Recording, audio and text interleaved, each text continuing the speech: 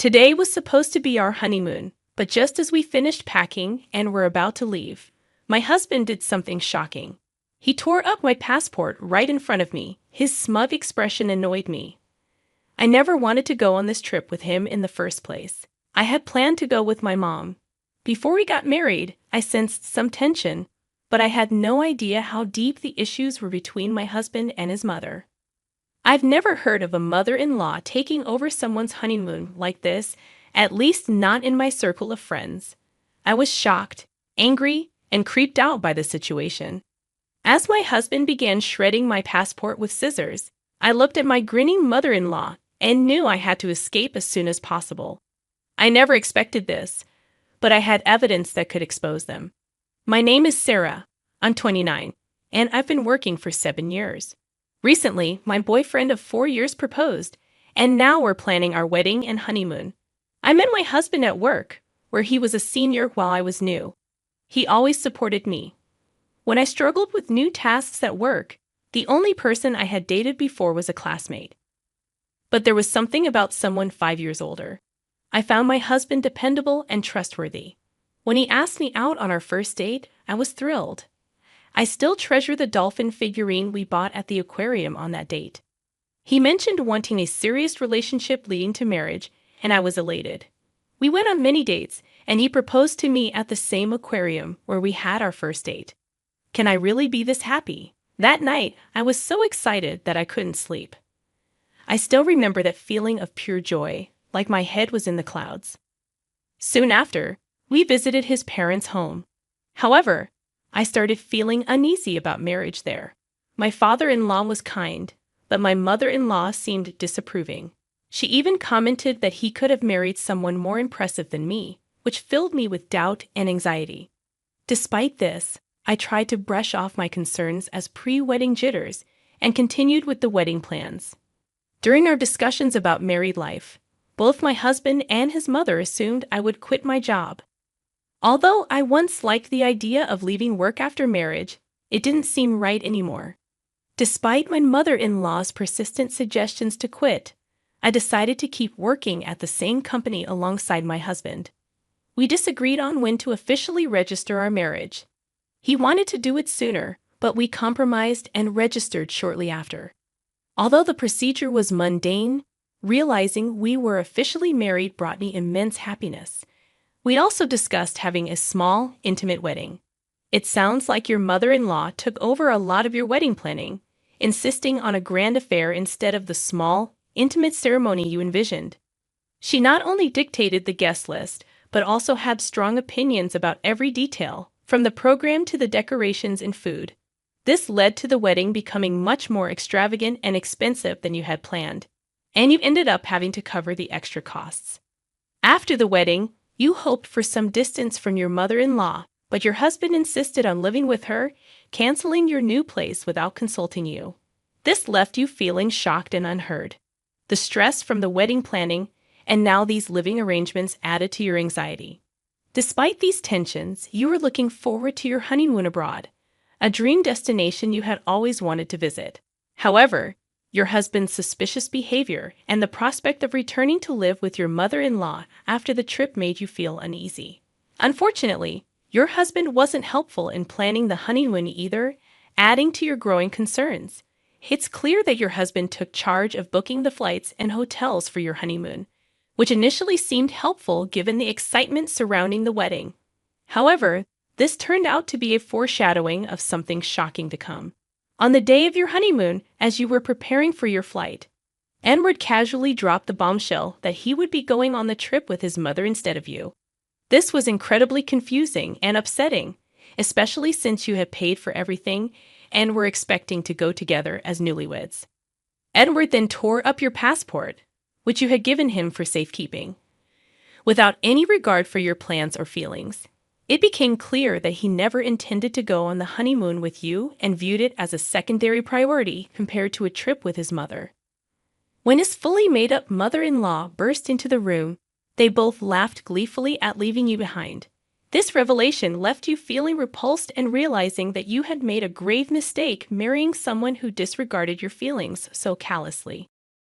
This shocking turn of events made you realize the true nature of your husband and mother-in-law, and you were left feeling betrayed and deeply disappointed. It's devastating to realize that your husband had planned to go on the honeymoon with his mother all along, using the preparations as a guise to prepare for their trip. He booked everything under his mother's name and left you with all the costs. This betrayal deeply hurt you, overshadowing any initial happiness you felt about his involvement in planning. The dreamy wedding and honeymoon you had envisioned were ruined by the interference of your mother-in-law and your husband's deceit. Overwhelmed by this situation, you initially couldn't accept it, but soon decided that you needed to act quickly and pursue a divorce. Interestingly, you had been recording audio since the wedding preparations began, initially to preserve memories, but later to document your mother-in-law's troubling behavior. These recordings unexpectedly became crucial evidence for your divorce. As you began packing to leave the house, you discovered shocking evidence that your husband was embezzling money from his company. This revelation added another layer of deceit to an already painful situation, strengthening your resolve to leave and end the marriage. It's devastating to realize that your husband and mother-in-law betrayed you, turning what should have been joyful events like your wedding and honeymoon into painful experiences.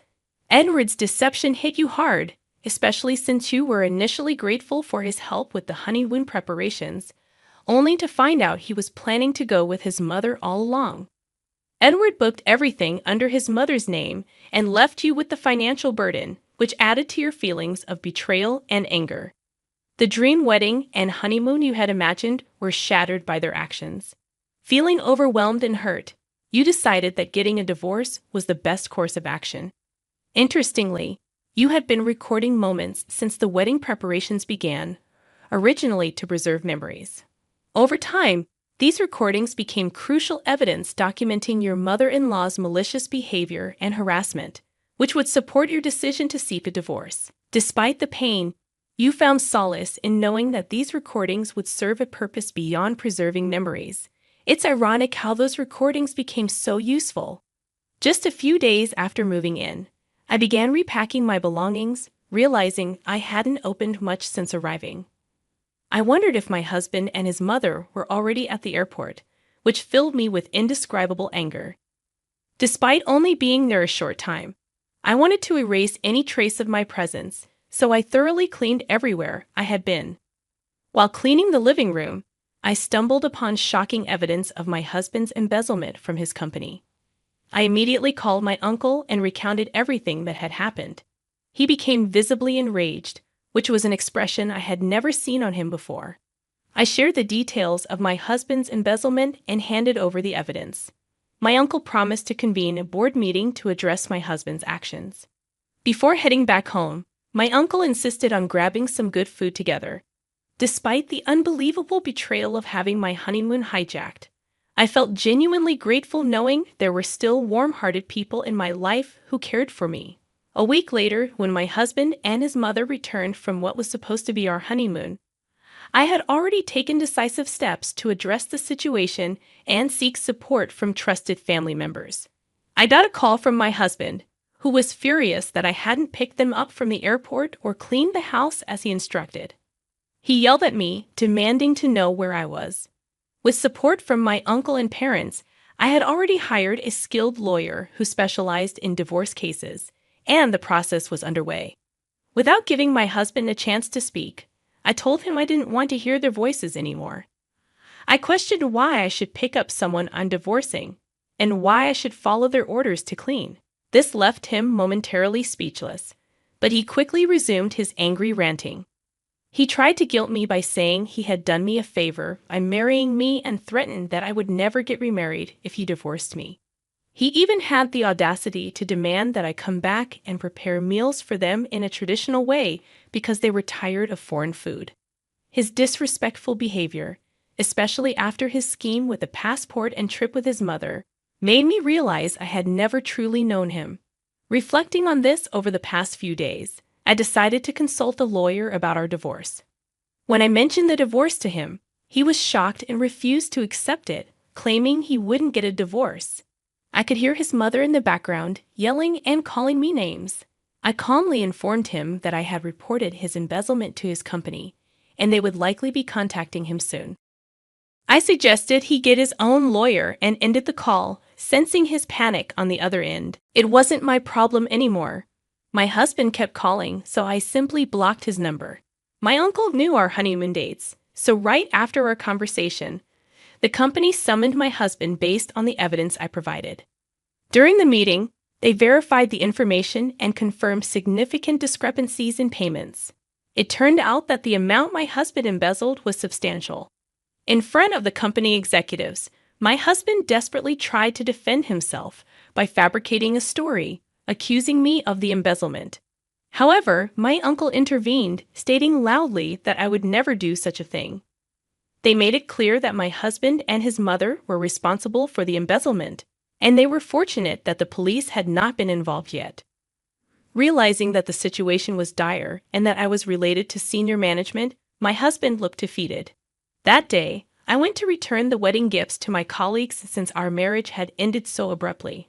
However, everyone refused, stating that they had given the gifts as a gesture of goodwill. During this interaction, my husband approached me, expressing surprise that I was related to senior management and pleading for forgiveness.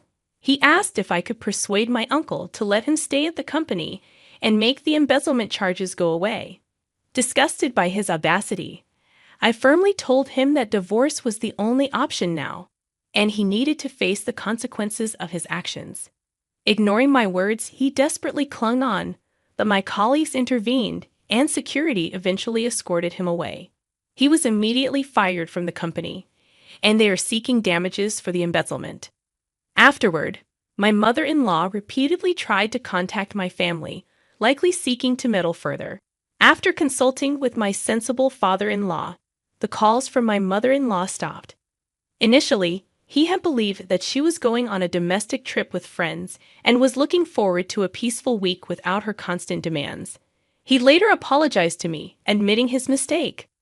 Understanding my situation, my father-in-law agreed that I should return to my parents' home and helped me pack. Despite our emotions being high at the time, I went back to my family knowing he was the only reasonable person I could trust in that house. Feeling embarrassed about how my honeymoon was hijacked, I considered resigning from my job. However, my uncle and CEO arranged for me to be transferred to a different office, which helped distract me from the situation. The divorce process with my husband went smoothly thanks to an excellent lawyer. Later, I learned that my father-in-law was involved in planning our wedding and realized my husband had no savings. To cover the substantial alimony, my father-in-law had to sell their family home. Due to rumors and gossip in the neighborhood about my canceled honeymoon, living there became unbearable. My mother-in-law likely couldn't bear the scrutiny, and my father-in-law felt responsible for covering the damages caused by my husband's actions. After being fired and facing damages, my husband suffered a breakdown and moved to a small apartment. Seeing her son distressed, my mother-in-law also became reclusive. My father-in-law, tired of her behavior, considered divorce and asked for help from the lawyer I used. Thanks to the CEO and my uncle, I was transferred to a supportive branch office. I am grateful for their intervention and support. My only regret is missing out on the honeymoon destination we planned. Once things settle down, I hope to take a relaxed trip abroad and move forward from this difficult chapter in my life.